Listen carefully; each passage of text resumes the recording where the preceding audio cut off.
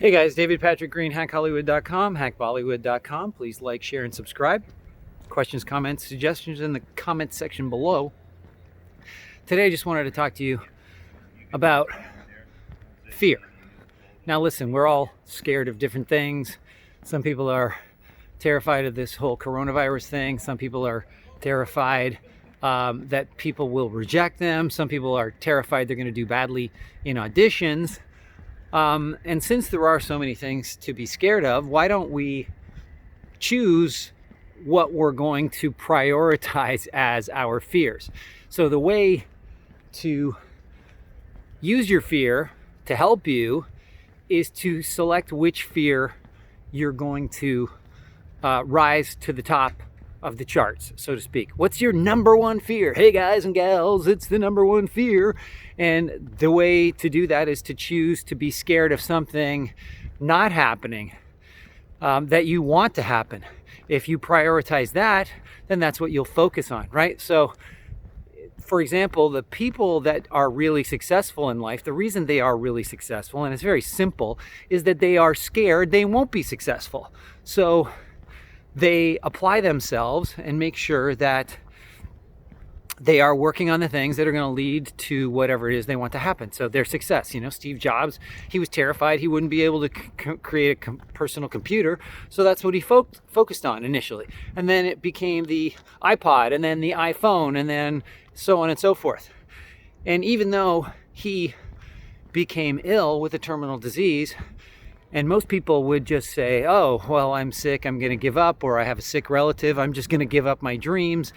And then, of course, that nothing happens with their dreams. They have a certain amount of time left, and rather than making the most out of that time, doing what is most important to them, they give up, right? And so the successful people actually take time crunches. Like, that's why you plan, that's why you schedule things, because when you are forced into a certain amount of time, that forces you to work within the constraints given to you. And we're all given constraints. I mean, we all have a fixed life. We just don't know what it is. So we should act as though the time left is very short, because it is very short. Even if we lived as long as the longest person who ever lived, it's still not that long, right?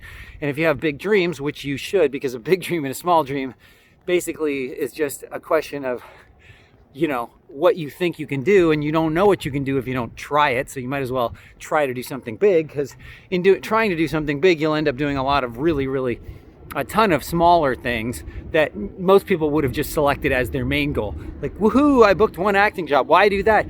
Say, hey, I want to be the lead in a $100 million movie. Now, that's a big dream to start with. So get your fears in priority and say, look, this is what I really want to do with my life. And you got to get specific, like Steve Jobs initially, I want to put a computer in every household. I think that was more or less what he was going after. And he did that. And he went on to do more and more things, right? He started with one thing. He created Pixar. He did so many things. It was incredible. Why? Because his main fear was not getting these things done. So if you're going to be scared of something, whether it's coronavirus or what have you, that's fine. But lower those in your list of priorities and put the fear of not doing what you want to do at the top of the list. And I believe that is what you'll most likely accomplish. Because if you put dying from being sick as your number one fear, well, that's all you're going to be focusing on, is just trying to stay alive. And that's what we're all doing already, right? That's called survival.